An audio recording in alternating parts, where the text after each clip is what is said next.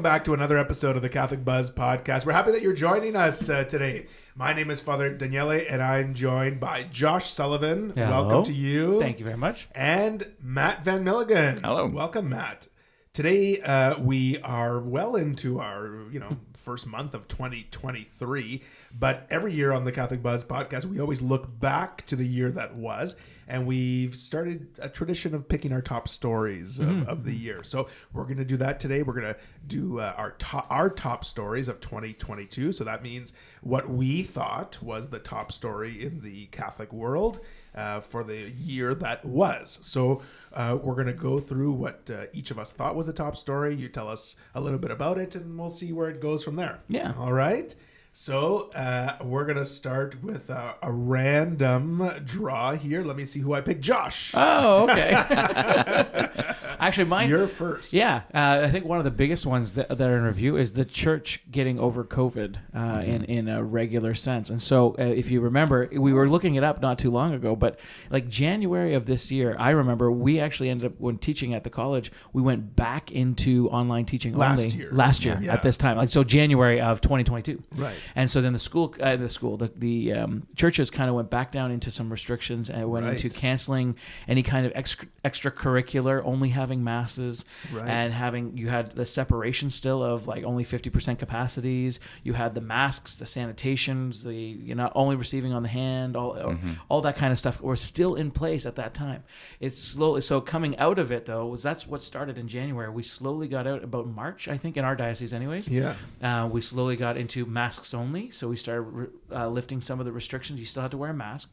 But now we're at the point now, I think, that we've celebrated the first normal Christmas in a couple of years. In December, of a couple of years, that we could actually celebrate where everybody could be side by side with your family, and you didn't have to necessarily, you could still sanitize your hands if you wanted to, but you didn't have to, there weren't restrictions telling you exactly what you had to do, this, that, or the other thing in order to attend Mass. Yeah, that's helpful that you said that, because it's hard to believe for where we are now that this, like a year ago now, we were under some we were still under some pretty strict restrictions. Yeah. And it's amazing, because now we got some freedom, we celebrate Mass. I must say, on a personal note, that there was great joy in my heart the day we ripped those ropes off the pews. As soon as that message came from the bishop, you can lift those capacity restrictions, or what was it called? The physical distancing. I leapt up to the church from my office, and I was burn the gleefully ripping the ropes off. Yeah, I think a big part of it too is and also the mandate, because this came slowly in diocese, and it came in ours in 2022, although we didn't know if it was going to by near the end. But the obligation to return to Sunday Mass, was also not lifted, was reinstated. And so all those types of things. We went from a kind of very strict way to celebrate Mass down to almost nothing again. So that to me is a big thing. Now we can practice our faith again. Youth groups are meeting. CWL and Knights of Columbus are meeting again. Because none of those groups could meet at the beginning of 2022. You couldn't have a coffee social. You couldn't have, right? There's a whole bunch of these things. It's hard to imagine looking back now, how we're celebrating now, that was a thing as early as a number of months ago. Yeah. Okay, let me ask you guys a question then, because that's a pretty good top pick for your story, Josh. What has been the effect now of that? Because what is the effect of those restrictions? Because there are some people, I must say, this past Christmas, you always get your what do they call it? C&E Catholics? Your lilies and poinsettias. The ones who come at Easter and Christmas, and God bless them for coming. But I found that the poinsettias were not really around at Christmas. The people who just come at Christmas, I think over the last number of years, have gotten used to not coming even for Christmas. Yeah. And perhaps they're not coming anymore. Yeah. I think you weeded out. To be honest, our culture has changed because of COVID so much, and so our even the culture of going to mass on Sundays. It was a change to go back to Sundays. Meant you went back to like so for my family, we go to mass at 9:00 in the morning, and so we're getting up earlier. Well, at one point when we were just taping masses, let's say, and we weren't doing it, we didn't have to get up early on Sundays. There's no routine. There's no routine, Yeah. or there was a different kind of routine, Right. if that makes sense. We would maybe make breakfast first as a family. We would go do this, do that, and the other thing. And then at 2:00 was the time that we did it. 2:00 we would all sit down and watch the mass together. And so like that became a different routine. And then now it's like, okay, we got to get up at 7. We got to get teeth brushed, get dressed, get down, have your breakfast, and we're in the car by 8. That kind of a. It's a different type of routine. And again, it's something that for our family, it's a structural thing that happens. But I can see how it's a big deal for most people to try to get back into that routine. Absolutely. So I think we've lost the routine of mass or the cultural aspect of going to church and mass. And you have the people going to mass now that are wanting to go on purpose. It's less about, I have to do this. And more now. More I want to. Yeah. And I think just based on the sheer time that COVID kind of took, that it's like it will be maybe that much longer for people to get back in the habit, or even kind of recognize that it's what they lost, that it's missing, because and I think the reinstatement of the Sunday obligation is a pretty important milestone, because you can lose sense of the actual amount of time when you're going kind of back and forth between like imposing restrictions, lifting restrictions, imposing restrictions. That like if it were actually just 14 days to flatten the curve, people would have gotten back into the swing of things pretty quickly. But like not getting into the psychology of like how many instances it takes to form a positive habit and how easily that's broken.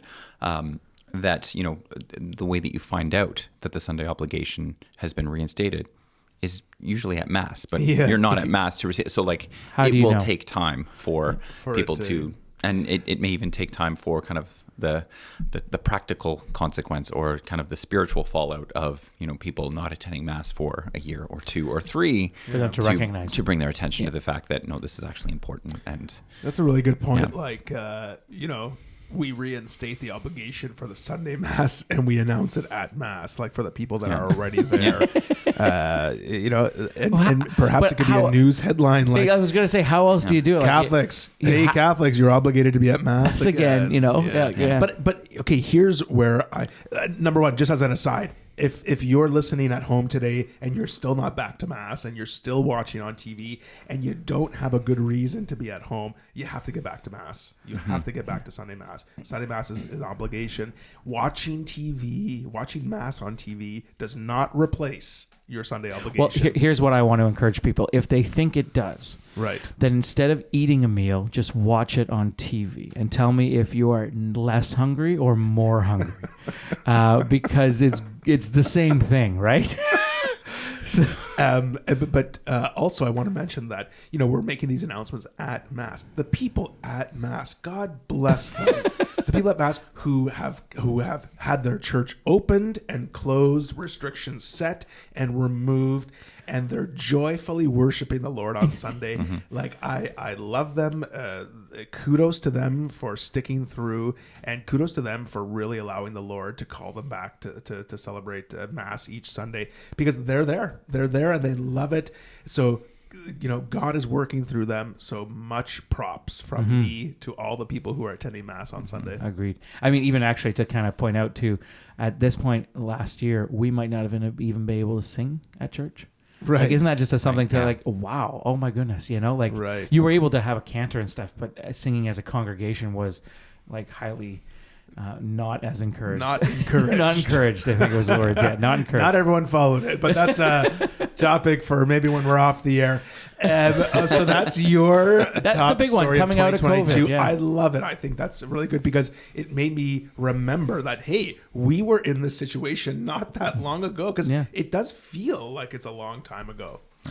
Okay, Josh, that's thanks for your top story. Matt, we're moving to you. What would you say is the top story of 2022 in the Catholic world? Okay, I'm cheating a little bit, and I'm breaking our criteria a little bit. So for me personally, or for the thing that caught my attention the most, was probably kind of the the confusion around kind of the synod on synodality and the synodal path or the synodal way, or what you get from, specifically the German bishops, but, a number of, outspoken bishops within the EU about, changes are coming to church teaching, or like this is the story that caught my attention the most. But we did an entire episode on it. I think it's really important, and I think it the corrections that have come from the Vatican and the that process is really interesting. Maybe a bit special interest, and we've already kind of covered it in detail. So the thing that I'm actually going to bring, or that's my actual, that's your personal. That's my actual pick. Yeah. But there's a second pick. No, yeah. Wow, I'm excited. We gotta fill the time. Something that kind of caused shockwaves in the church. And even though it's kind of peripheral to the church itself, is the overturning of Roe v. Wade by the Supreme Court in the U.S. Has pretty big implications for not just the society at large, the culture, having a legislative framework where they can actually have that conversation about when life begins and what measures should be taken to protect life. It happened in the States. We're in Canada, and we're a far away from having that discussion in Canada. But I think it was a pretty significant benchmark or a significant milestone in at the very least public discourse, let alone I think it's an important. I think it's an important conversation that we need to have, and that we need to have, especially in Canada, because we don't realize we have no abortion laws in Canada. Meaning you can kill a baby right up until the time of birth, until they draw their first breath. Like those, if you don't believe me, go look it up. I know because I've looked. There are no laws in Canada. In these states and stuff, they're starting to say, okay, well, it's the heartbeat when the fetus's when the baby's heart starts beating on its own, or when the baby when you can detect a heartbeat, or when the baby they're starting to kind of put restrictions here, there, and the other thing, and every state has to have their own top panel of doctors to figure it out, and then they make decisions, and some of them are just across the board. No, there's no abortion anymore. But it allows for those conversations actually. So I think it's really important that those conversations take place, and that we actually start having them, so that we can actually realize what we're doing when this happens, and then you can make your own decision. I remember that's one of the easiest conversations to get into, specifically amongst Catholics. And I was sitting around a table of Catholic teachers, and we were having this discussion. And most of them didn't have an idea that Canada was as bad off with abortion laws and rules that we are. Like, no. I was like, find it for me. Find it where it says that this, that, and the other thing. And we can't. We have no laws, and they've made it that way on purpose. And so it's really hard to. It's really disturbing and unfortunate, but hopefully we can learn from our brothers to the south and start to have those conversations a little bit more, and at least start to make up our own minds, so that when it does come time that we can actually maybe make a decision or make a vote or make a whatever, we can actually affect some change and bring it back. Yeah, such almost a moment that you wouldn't think would happen. And it happened this past year. There's a lot of prayers to say in today's culture that would be struck down, right? Yeah, and it inspires a lot of hope, because I think a lot of people, if you're interested in the whole range of kind of right to life issues that even kind of euthanasia and stuff, it seems like we're just losing ground there at an institutional level, that it's just a losing battle. Yeah. So for the fact that ground to be taken back, again, at a policy level or at a kind of a legal level, it opens the door to have discussions in those other areas. That it's okay, you can some of these discussions are a bit heated. Some of these, of course, but you can actually, that it's not just treated as we have this kind of ancient idea about human dignity that society's just kind of done away with.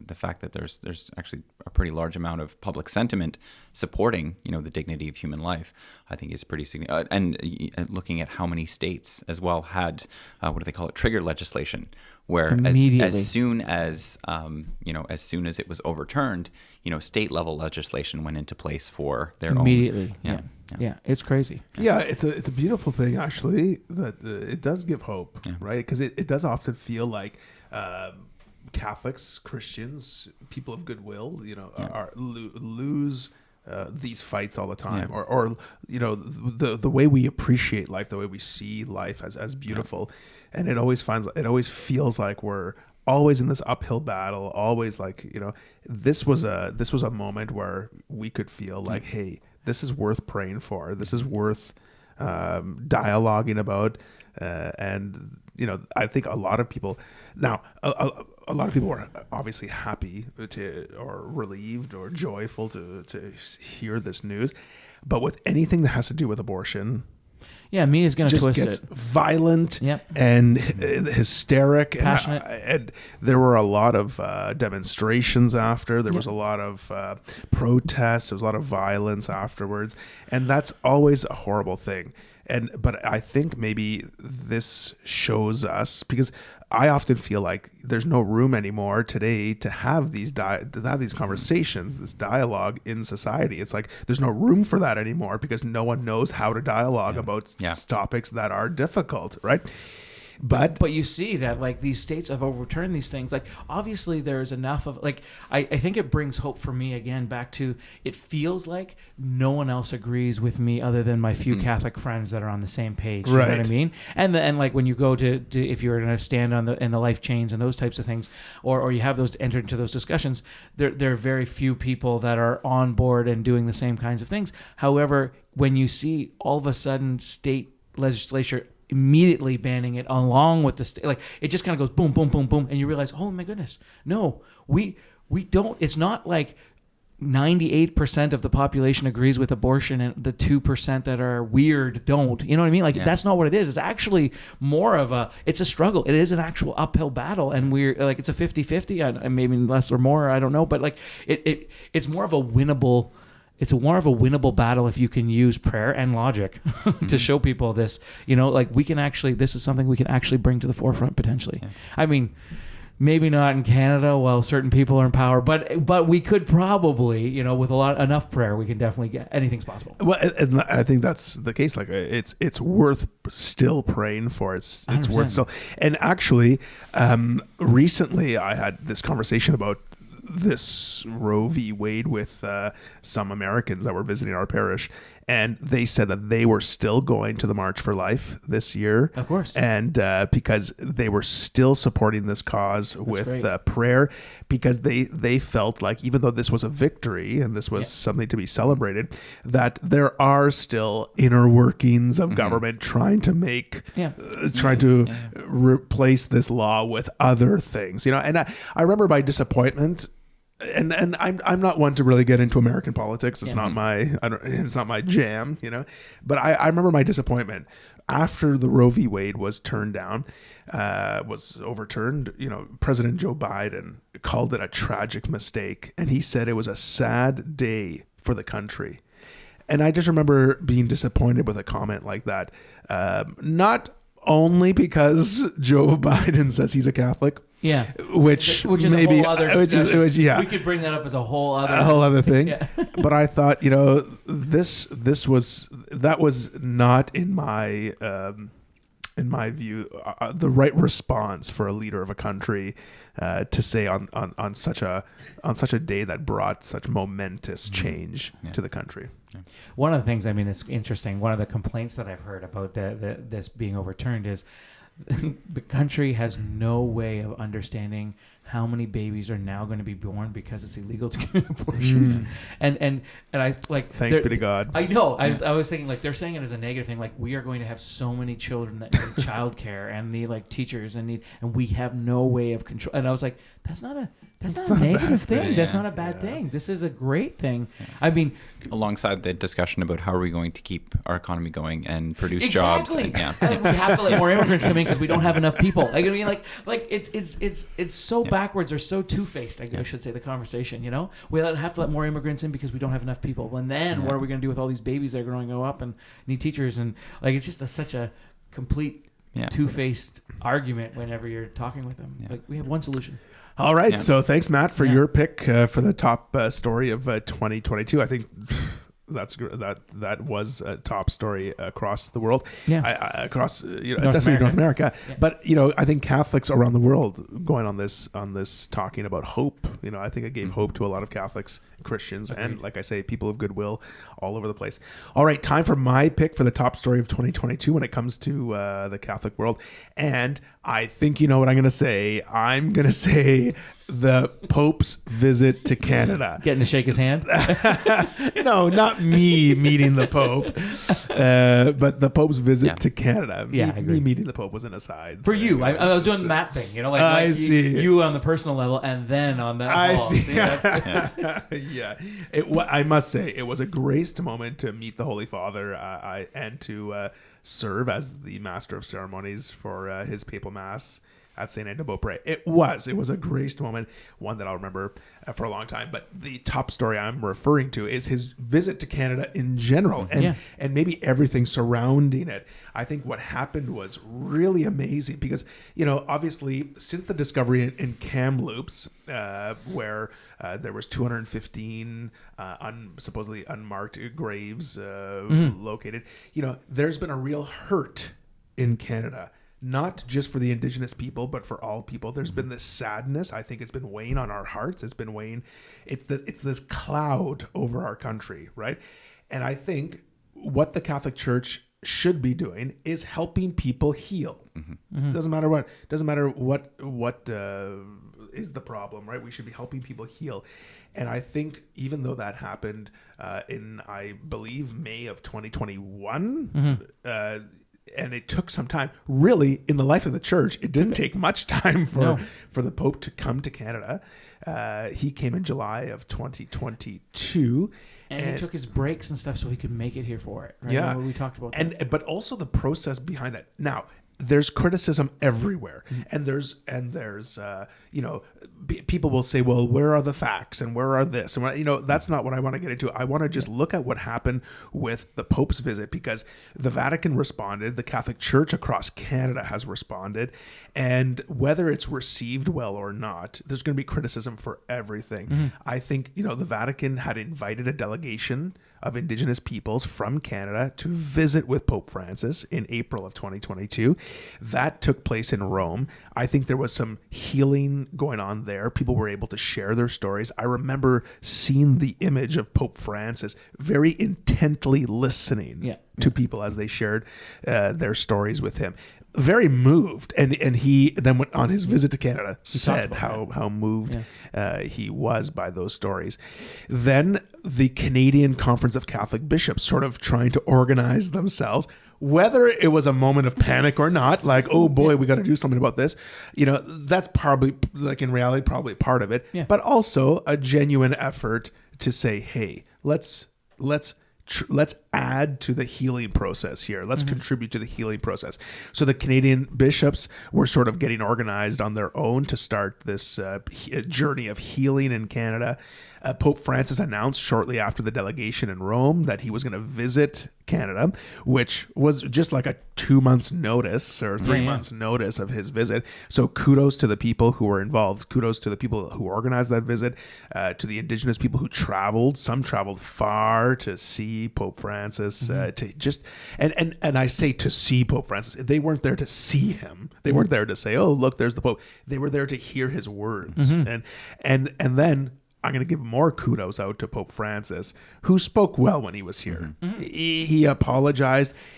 You could sense the genuineness of his love for people, the people of Canada, the Indigenous peoples of Canada, and that is my top story of 2022. What was your take on the Pope's visit? So it was the first papal visit that I kind of really heard about since I was Catholic. That it's like it was the first time that a Pope has come to Canada in over 20 years, something like that. Since 2002, 20 years, almost exactly to the date, actually, since John Paul II was in Toronto. Yeah, wow. So it was like, for me, that was pretty significant because I had no experience of that prior. Yeah. To me, it's actually, I mean, while the Pope thing was having gone and experienced it with the teenagers and being able to see how awesome it was when we were there and everything else, to me, the thing that still stands out, the lesson that I learned from that whole thing was not to trust the media. That's like how off the media was, or how much that the media had an agenda. And even talking to people here that are good Catholics, and talking about my experience, they're like, oh, well, this and that. And I'm like, no, that wasn't actually a thing. Like, like one of the ones they talked about was protesters or whatever. Mm-hmm. Like that was a 2-second part of a week-long thing. You know, like it wasn't even close to being. Father Daniele didn't even see them, and he was right in front of them. It was a 2-second thing that happened, but always the negative turn, or like whenever it comes to anything, it feels like whenever it comes to anything good like that in the Catholic world, there's always a negative twist or a negative or an agenda that's being played. Yeah. But you're right, and I don't expect that. What happened with the residential schools in Canada obviously is a tragedy. Yes, of course. And I think we've realized that today. But instead of portraying it like this is an event that there are emotions and feelings and sorrow and maybe some forgiveness or some, like, there's conflicting emotions there. It seemed to always, which, like, I saw it there. When you see it there, you saw people that were amazingly in thought. They heard the words, they were crying. Some people, like, there were a lot of emotions there, and I understand that, especially with tensions were high and passions were high, and what people wanted and people said, like, it's a complicated thing that was going on. And that's what I was going to say is, like, I don't think anyone expected it to be like, Pope apologized. Everyone go home and move on with your life. Yeah. And so, of course, there was criticism. Of course, he was being watched very closely. Of course, every move he made, every gesture he made was questioned and critiqued and whatever. And there were some peoples of Canada who were not happy that he was here. Mm-hmm. There were some Indigenous peoples of Canada that were not happy that he was here. But there were people of Canada, Indigenous peoples of Canada, who were appreciative of his apology, who began a process of healing in their own lives because of his presence and his words here. And I think whether people want to acknowledge it or not, I think again, the Catholic Church with the pontiff as our shepherd, really led the way, began this saying, like, we are sorry, we're committed to change, and we're going to lead by example. Mm-hmm. People might critique that and say, well, we had to ask for him to come and all this stuff. But he came. He responded to what people said, here's what we want as part of our healing journey. And Pope Francis was like, okay, if I can be part of your healing journey, I'm coming. Yeah. And just to see him come, and again, like Matt, you're saying this is really your first papal visit to our country as a Catholic. Usually when papal visits happen, there's a lot of pomp and circumstance, and fanfare.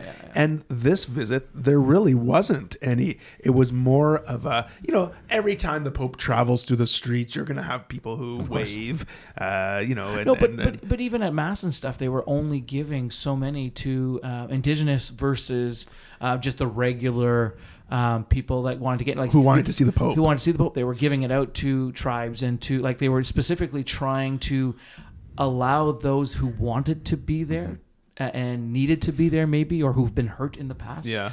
To be there, you know what I mean? And together, the Canadian Conference of Catholic Bishops and the Government of Canada, let's give some credit to the Government of Canada because they did put out money with the Canadian bishops to allow the Indigenous peoples to travel. Yeah. That's why the Pope was in Edmonton or in Western Canada. He came to Quebec, right, Eastern Canada, and then he went up to Nunavut in Northern Canada, and so all these areas. And it was, if people wanted to be there. I remember, Josh, when because we had taken a bus of teenagers. Thinking. Yeah. And we had, on the way back or there, stopped at St. Joseph's Oratory in Montreal to let our young people see the oratory. And where our bus was parked, another bus of the same company pulled up. And so the bus drivers were kind of talking to each other.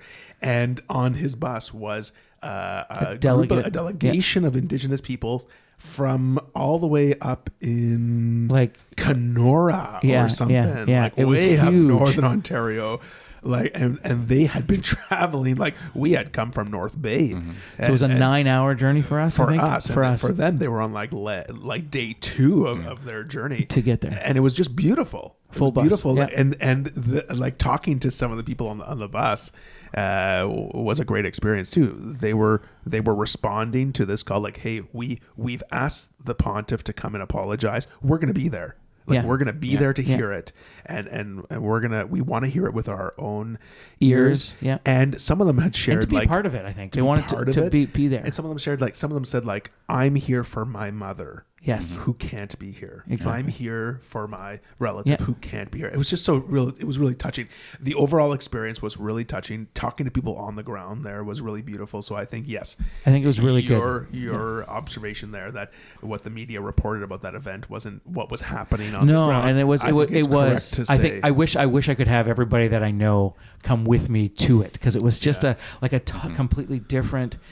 What was being portrayed, what we saw on the news, but what was actually going on there was a moving experience, Yeah. you know. And like you said, not everybody felt the same way, but that was part of the moving, you know. That was part Yeah. of the experience itself, was that you realize that some people that were still hurt. Yeah. This is a very serious thing that this caused pain that was hurting. Exactly. But then you had people that you saw that they followed through with forgiveness and that kind of thing, and they felt lighter than air, and they were so joyful, or just like on the journey, like you said, going for parents or for family members that were in the past. Like, I never thought of that myself. I don't know that I would have thought of that myself, but just then how deep the culture runs through their, like, that was for me a significant moment of seeing how deep their culture was, that they would go in place of other people to receive that apology. Receive the apology for that. But you know what I mean? And I was Yeah. like, oh, wow, that just shows the culture there. Like, it's beautiful. It was awesome. It really was. Overall, it was really beautiful. Yeah. Okay, well, that's our top stories of 2022 in the Catholic world. Yeah, thanks. I think all three of them were definitely highlights of the 2022 year. Of course, we've begun a new year, so let's see what the 2023 year will bring in the life of our Catholic Church and in the life of our world. So if you have been listening to our top stories of 2022 and you have something to say about what we've said, or maybe you have a different top story of 2022 that you would say, send us an email at askus@thecatholicbuzz.com, or leave a comment on our Facebook or Instagram pages. And or if you have a topic for another episode of the Catholic Buzz, you can share that with us there as well. So for Josh Sullivan and Matt Van Milligan, my name is Father Daniele, and we'll see you next time on the Catholic Buzz.